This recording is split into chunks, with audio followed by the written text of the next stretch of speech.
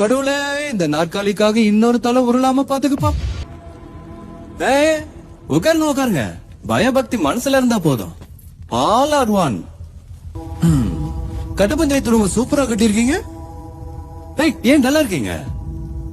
Don't worry, you are in safe hands. நான் ஏரியாக்கு தான் புதுசு, ஃபீல்டுக்கு இல்ல.